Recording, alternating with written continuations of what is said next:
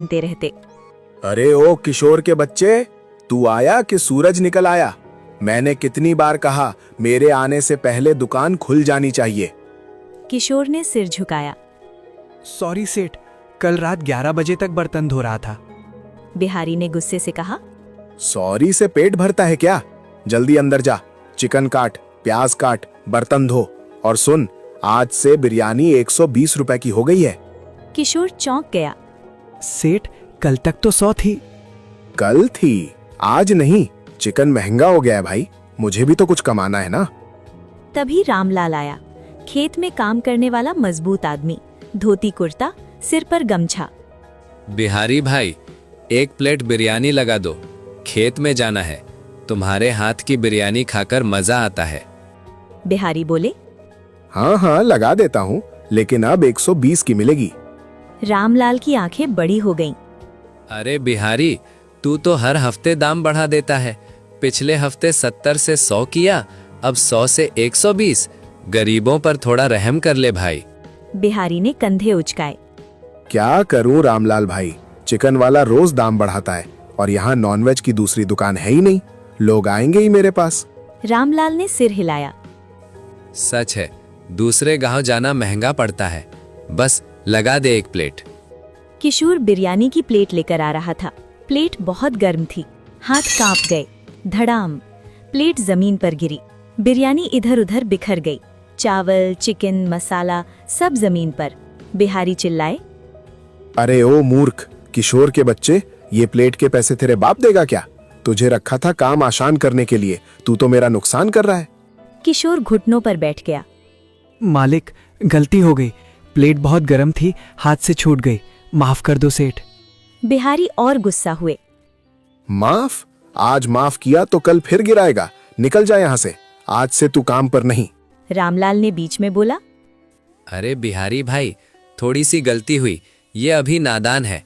मैं प्लेट के पैसे दे देता हूँ, इसे एक मौका और दे दो। बिहारी ने रामलाल को देखा, फिर पैसे ले लिए। ठीक है, सिर्फ तुम्हारे कहने पर, लेकिन अगली बार कोई गलती हुई तो सीधा निकाल दूंगा।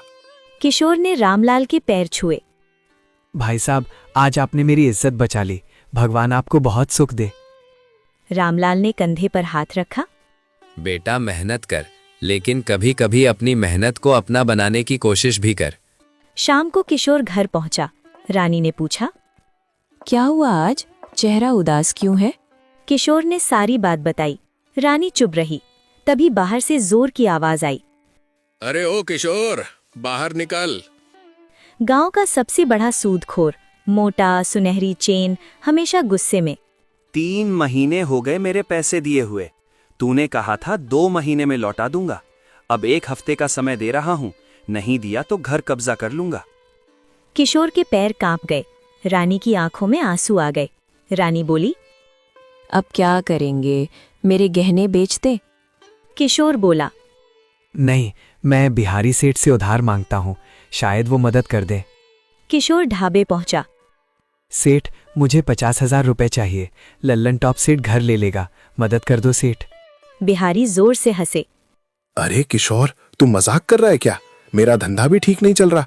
तू काम छोड़कर जा, कहीं और काम ढूंढ ले। किशोर उदास होकर घर लौटा।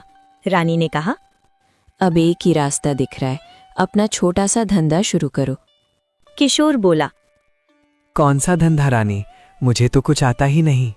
रानी बोली, तुम्हें चिकन फ्राई करना तो आता है ना? शहर में KFC देखा था ना, वही कुरकुरा चिकन। गांव में ठेला लगाओ, लोग खाएंगे। पागल हो गई हो क्या? KFC तो बड़ी बड़ी कंपनी है। रानी बोली, तो क्या हुआ, तुम भी शुरू करो। नाम रखना किशोर का कुरकुरा चिकन। अगले दिन किशोर ने घर में बचे हुए पैसे निकाले। 2 किलो चिकन खरीदा, घर पर धोया, नमक लगाया और सीधे तेल में डाल दिया। गांव के चौराहे पर ठेला लगाया।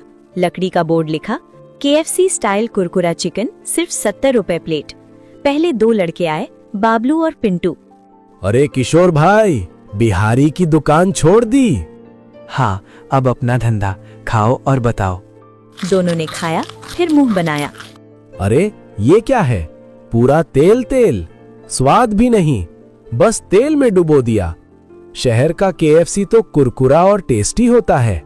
दोनों चले गए। पूरे दिन सिर्फ 210 रुपए की बिक्री हुई। घर पहुंचा तो रानी ने पूछा, कैसा रहा? किशोर ने सिर पकड़ लिया। सबने कहा तेल तेल है, स्वाद नहीं है। रानी बोली, चिंता मत करो, कल फिर ट्राई करो। किशोर रात भर सो नहीं पाया, सोचता रहा आखिर क्या कमी रह गई। अगली सुबह गोपाल चाचा के पास। सुबह किशोर गोपाल चाचा के पास गया। गोपाल चाचा पकौड़े बनाते हैं। उनके पकौड़े हमेशा कुरकुरे और स्वादिष्ट होते हैं। चाचा, आपके पकौड़े इतने कुरकुरे कैसे बनते हैं? गोपाल चाचा हंसे। बेटा, रहस्य मसालों और तरीके में है। सिर्फ तेल में डालने से नहीं होता। पहले बेसन और मैदा मिलाओ, मिर्च, हल्दी, नमक, आमचूर, अजवाइन डालो। घोल को 30 मिनट रखो, फिर डबल फ्राई करो। पहले हल्का, फिर तेज आंच पर क्रिस्पी। किशोर की आंखें चमक उठीं। चाचा, आपने मेरी जान बचा ली। अगले 3 दिन किशोर ने घर पर बहुत प्रयोग किए। पहला दिन घोल पतला कर दिया, चिकन चिपक गया। दूसरा दिन मसाले कम डाले, स्वाद नहीं आया। तीसरा दिन परफेक्ट बैटर बनाया। चिकन को 2 घंटे मैरिनेट किया, फिर डबल फ्राई किया। रानी और सोनू ने टेस्ट किया। सोनू बोली, पापा, ये तो असली KFC से भी अच्छा है। चौथे दिन नया बोर्ड लगाया। किशोर का ओरिजिनल कुरकुरा KFC, अब असली स्वाद। पहले बाबलू और पिंटू आए। किशोर बोला, कल वाली गलती नहीं हुई, मुफ्त में खाओ, पसंद आए तो पैसे देना और गांव में बताना भी। दोनों ने काटा, क्रंच क्रंच। बाबलू बोला, वाह किशोर भाई, ये तो कमाल है। कुरकुरा, मसालेदार, अंदर से जूसी। पिंटू बोला, वाह किशोर भैया, मजा आ गया। मैं ये KFC की दुकान सबको बताता हूँ। शाम तक लाइन लग गई। लोग बोलने लगे, बिहारी की बिरयानी से बेहतर है। कितना कुरकुरा है। पहला दिन 1800 रुपए, दूसरा दिन 3200 रुपए, तीसरा दिन 5200 रुपए। बिहारी को पता चला, खून खौल गया। ये किशोर मेरा नुकसान कर रहा है, मैं भी चिकन फ्राई शुरू करता हूँ। बिहारी ने भी ठेला लगाया, लेकिन उनका चिकन वैसा कुरकुरा नहीं हुआ। लोग बोले, अरे बिहारी भाई, ये क्या है? इसमें तो सिर्फ तेल ही तेल है। लो, आप अपना चिकन रखो, हम तो किशोर भैया के KFC वाला चिकन ही लेंगे। बिहारी ने बदनामी शुरू की। किशोर के चिकन में खराब तेल है, पेट खराब हो जाएगा। लेकिन लोग अब किशोर की चिकन के दीवाने हो चुके थे। गांव में सालाना मेला लगा। किशोर ने बड़ा स्टॉल लिया। एक दिन में 300 प्लेट बिकी। ललन टॉप सेठ भी आए। चिकन खाया, हैरान रह गए। किशोर, तूने तो गजब कर दिया। मेरे सारे पैसे लौटा दिए। अब तू खुद मालिक बन गया। किशोर बोला, सेठ, आपका कर्ज चुक गया। अब मेरा अपना घर है, अपना धंधा है। रात को पूरा परिवार बैठा। रानी बोली, देखा, भगवान ने रास्ता दिखा दिया। किशोर ने बच्चों से कहा, बेटा, कभी किसी के नौकर मत बनना, अपनी मेहनत से कुछ बनाओ। गलती करो, सीखो, फिर से उठो। सोनू ने पूछा, पापा, अब लोग आपको क्या बुलाते हैं? किशोर हंसा। अब गांव वाले मुझे किशोर KFC बुलाते हैं। दोस्तों, ये कहानी सिर्फ चिकन की नहीं, ये हिम्मत की है, सीखने की है और कभी हार न मानने की है। दोस्तों, वीडियो अच्छी लगी हो तो लाइक का बटन दबा दो यार, और चैनल को सब्सक्राइब कर लो ताकि ऐसी मजेदार कहानियां आगे भी मिलती रहें। बहुत समय पहले की बात है, जब चंदनपुर गांव अभी भी उस पुरानी सादगी और आपसी मोहब्बत में डूबा हुआ था। गांव के ठीक बीच में एक छोटा सा कच्चा पक्का घर था, जहां बाबा रामदास और दादी सावित्री रहते थे। दोनों की उम्र 60 के पार हो चुकी थी, लेकिन उनके चेहरों पर अभी भी वही निश्चल मुस्कान थी जो युवावस्था में होती थी। उनके कोई संतान नहीं थी, न कोई बेटा बेटी, न पोता पोती, बस एक दूसरे का साथ था, और उस साथ में ही उनकी पूरी दुनिया समाई हुई थी। गांव वाले उन्हें बेहद प्यार करते थे। बाबा रामदास को लोग बाबा कहकर बुलाते और दादी सावित्री को दादी जी या बस दादी। दोनों का जीवन बहुत सादा था। सुबह सुबह उठकर घर का छोटा सा आंगन साफ करना, चूल्हे पर चाय बनाना और फिर दिन भर छोटे मोटे काम। लेकिन रविवार का दिन उनके लिए खास होता था। हर रविवार वे थोड़े बहुत पैसे जोड़कर बाजार से मटन लाते और दादी जी के जादुई हाथों से वो मटन ऐसा बनता कि गांव भर में उसकी खुशबू फैल जाती। उस मटन का स्वाद ऐसा था कि एक बार खाने वाला जिंदगी भर नहीं भूल पाता। मसालों का तड़का, धीमी आंच पर पकता मटन, प्याज टमाटर लहसुन का मेल और दादी जी का वो खास स्पर्श, सब मिलकर एक जादू रचते थे। गांव के बाकी ढाबे सिर्फ नाम के खुले रहते। लोग कहते वहाँ का खाना तो बस खाने लायक है, मजा कहाँ। लेकिन बाबा दादी के घर के सामने रविवार को सुबह सुबह ही भीड़ लग जाती। बच्चे जवान बूढ़े सब आ जाते, कोई थाली लेकर, कोई बाल्टी लेकर, कोई बस मुंह में पानी लिए खड़ा हो जाता। एक ऐसे ही रविवार की सुबह की बात है। सूरज अभी अभी निकला था और ठंडी हवा में पत्ते सरसराते थे। राहुल, गांव का एक मेहनती जवान लड़का जो खेतों में काम करता था, बाबा के घर पहुंचा।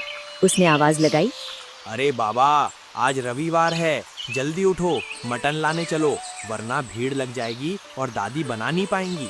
आज तो मेरा भी दिल कर रहा है आपके हाथ के मटन का। देर मत करो, नहीं तो सब इंतजार में तड़प जाएंगे। बाबा रामदास बाहर आंगन में बैठे चाय पी रहे थे। उन्होंने मुस्कुराकर कहा, अरे बेटा राहुल, मैं तो जा ही रहा था। बस एक बात है, पैसे थोड़े कम पड़ रहे हैं। सोच रहा हूँ आज 50 किलो मटन लाऊं। पिछले रविवार तो कई लोग खाली हाथ लौट गए थे। मुझे बहुत बुरा लगता है जब कोई भूखा रह जाए। अगर तू थोड़े पैसे दे दे तो मैं ज्यादा ला लूं। राहुल ने जेब से कुछ नोट निकाले और बाबा के हाथ में रख दिए। बाबा, आप चिंता मत करो, आज जितना चाहिए उतना ले आओ। हम सब आपके मटन के दीवाने हैं। बाबा खुश होकर बाजार की ओर चल पड़े। बाजार पहुंचते ही अब्दुल मटन वाला, जो बाबा का पुराना दोस्त था, बोला, अरे बाबा रामदास, आज जल्दी आ गए। मुझे पता था आप जरूर आओगे, इसीलिए मैंने 50 किलो अच्छा ताज़ा मटन अलग रख लिया है। बोलो, और चाहिए क्या? बाबा हंसे। नहीं बेटा अब्दुल, बस यही काफी है। तुम अपने अब्बा की तरह मेरे मटन की जरूरत का अंदाजा लगा लेते हो। अब्दुल ने मटन पैक किया, पैसे लिए और बाबा को विदा किया। रास्ते भर बाबा का मन खुश था। घर पहुंचते ही दादी सावित्री ने पूछा, कितना लाए हो आज? 50 किलो, आज भीड़ लगेगी। फिर दोनों ने मिलकर काम शुरू किया। दादी ने बड़े बड़े देग में तेल डाला, जीरा, तेज पत्ता, लौंग, इलायची डाली, प्याज सुनहरा होने तक भूनते रहे। फिर अदरक लहसुन का पेस्ट, हल्दी, धनिया पाउडर, लाल मिर्च, सब कुछ सावधानी से। मटन डालकर अच्छे से भूनते, पानी डालकर ढक देते, धीमी आंच पर पकने देते। खुशबू ऐसी फैली कि पड़ोस के घरों से लोग झांकने लगे। धीरे धीरे लोग इकट्ठा होने लगे। कोई बोला, बाबा, मटन की खुशबू से पेट में चूहे दौड़ रहे हैं। अब रहा नहीं जाता, जल्दी परोसो। थोड़ा सब्र करो बेटा, रस अंदर तक जाएगा तभी असली मजा आएगा। जब मटन पूरी तरह पक गया, दादी ने आवाज लगाई, सुनो साहब, आ जाओ, मटन तैयार है, थाली लगा रही हूँ। बाबा ने सबको पंक्तियों में बैठाया, एक एक करके थाली परोसी। सबने पहला कौर लिया और आंखें बंद कर ली। वाह दादी, आपके हाथ में तो जादू है। रोज बनाओ ना दादी, हम रोज आएंगे। दूसरे ढाबे पे तो अब कोई नहीं जाएगा। दादी मुस्कुराई। बेटा, जितना बनता है उतना बनाऊंगी, बजट जो बनेगा। सबने खाया, पैसे दिए और खुशी खुशी चले गए। घर शांत हुआ तो दादी ने बाबा से कहा, सुनो जी, सोच रही हूँ हम अपना ढाबा क्यों नहीं खोल लेते? हमारे अंदर इतना हुनर है, इतने पैसे में क्या होगा? ज्यादा कमाकर गरीबों की मदद भी कर सकेंगे। हुनर छुपाना ठीक नहीं। अरे सावित्री, पागल हो गई हो? किसी तरह रविवार को मटन लाता हूँ। ढाबा खोलने में लाखों लगेंगे, कहाँ से लाऊं? दादी जिद पर अड़ी। नहीं, ढाबा खुलेगा। मेरा सपना है, बाबा दादी का ढाबा। हम दोनों मिलकर मटन चिकन बनाएंगे, रोज बनाएंगे। तुम पूरा करोगे? बाबा ने बहुत समझाया लेकिन दादी नहीं मानी। आखिरकार बोले, ठीक है, कल लाला जी से मिलता हूँ, कुछ उधार मांग लूंगा, लेकिन अगर नहीं हुआ तो मत रोना। रात को दोनों सो गए। सपनों में दादी को ढाबा दिख रहा था, जहाँ लोग लाइन लगाकर खड़े हैं और खुशियां बिखर रही हैं। अगली सुबह विकास आया। वो गांव का पढ़ा लिखा लड़का था जो शहर में नौकरी करता था। बोला, बाबा, मेरे यहाँ रिश्ता देखने वाले मेहमान आ रहे हैं। बहन की शादी का रिश्ता है। अगर आपका मटन खाएंगे तो रिश्ता पक्का हो जाएगा। बाबा बोले, बिल्कुल बेटा, मटन ले आ, मैं पूरा जोर लगाऊंगा। विकास अब्दुल से 2 किलो मटन लाया। बाबा दादी ने इतने प्यार से बनाया जैसे अपनी बेटी की शादी का खाना हो। मेहमान आए, खाया और खुश होकर बोले, ये मटन किसने बनाया? हमें उससे मिलाओ। मेरा बचपन से सपना था एक अच्छा ढाबा खोलने का, लेकिन ऐसा कारीगर नहीं मिला। विकास उन्हें बाबा के पास ले गया। मेहमान ने कहा, बाबा, आप हमारे साथ चलो, हम ढाबा खोलेंगे, पूरा पैसा हम लगाएंगे, आपको अच्छी सैलरी मिलेगी, बस आप मटन चिकन बनाते रहो। बाबा सोच में पड़ गए। उन्होंने कहा, ठीक है, लेकिन ढाबे का नाम बाबा दादी का ढाबा होना चाहिए। मेहमान राजी हो गए। कोई बात नहीं, नाम से क्या मतलब, हमें स्वाद चाहिए। एक हफ्ते बाद ढाबा तैयार हो गया। रविवार को गांव वाले बाबा के घर इकट्ठा हुए, लेकिन बाबा कुछ नहीं कर रहे थे। दादी बोली, क्या हुआ, मटन क्यों नहीं? बाबा बोले, अब इंतजार करो, मटन अब ढाबे पर बनेगा। दादी खुश होकर सबको बताने गई। लोग तालियां बजाने लगे। फिर रमेश भैया आए, जिन्होंने ढाबा लगवाया था, और बाबा दादी को ले गए। ढाबे पर पहला दिन था। बाबा दादी ने मटन चिकन बनाना शुरू किया। खुशबू फैली, गांव वाले पहुंचे, सब बिक गया। रमेश भैया खुश हुए, अच्छे पैसे दिए। ऐसे ही दिन बीतते गए। महीना पूरा हुआ। एक दिन दादी की तबीयत खराब हो गई, बुखार और कमजोरी। बाबा अकेले गए। रमेश भैया ने हाथ बंटाया। उन्होंने पूरी रेसिपी ध्यान से देखी और सीख ली। रात को घर लौटकर बाबा ने दादी से कहा, मुझे बहुत घबराहट हो रही है। सच बताऊं, ये ढाबा हमारा नहीं, हम सिर्फ नौकर हैं, जब चाहे निकाल दें। दादी बोली, कोई बात नहीं, सपना तो पूरा हो गया। अगर जिंदा रही तो घर पर ही ढाबा चला लेंगे। अगली सुबह बाबा ढाबे पहुंचे। रमेश भैया बोले, बाबा माफ करना, अब आपको निकाल रहा हूँ, मैंने सब सीख लिया, अब खुद बनाऊंगा, फिजूल पैसे क्यों दूं? बाबा चुपचाप घर लौट आए। दादी को बताया, दोनों उदास हो गए। आंखों में आंसू थे, लेकिन चुप रहे। लेकिन गांव वालों को फर्क समझ आ गया। रमेश भैया का मटन वैसा नहीं था, स्वाद में वो जादू नहीं था। लोग मुंह बनाकर लौटने लगे। दूसरे दिन ढाबा खाली रहा। रविवार को सब बाबा के घर पहुंचे। बाबा, अब हम वहाँ नहीं खाएंगे, आप एक दिन भी बनाओ, हम वहीं खाएंगे। बाबा बोले, बेटा चिंता मत करो, आज से रोज बनेगा। जब तक जिंदा हूँ बाबा दादी का मटन चिकन मिलेगा, घर पर ही ढाबा चलेगा। धीरे धीरे बाबा ने घर के आंगन में छोटा सा सेटअप किया। टेबल कुर्सियां लगाईं। दादी ठीक हो गईं। दोनों मिलकर रोज बनाते। गांव वाले रोज आने लगे। ढाबा फिर से चल पड़ा। रमेश भैया का ढाबा बंद हो गया। उन्हें बहुत पछतावा हुआ। वे सोचते, लालच ने सब बर्बाद कर दिया। और इस तरह बाबा दादी का नाम गांव में अमर हो गया। लोग कहते, जितना मिलता है उतना ही काफी है। संतोष और मेहनत से जो मिलता है वही असली खुशी देता है। दोस्तों, अगर आपको यह वीडियो पसंद आई हो तो वीडियो को लाइक जरूर करें और चैनल को जरूर सब्सक्राइब करें। अगर आप इस वीडियो का पार्ट 2 देखना चाहते हैं तो जल्दी से इस वीडियो पर 12 लाइक पूरे करवा दें।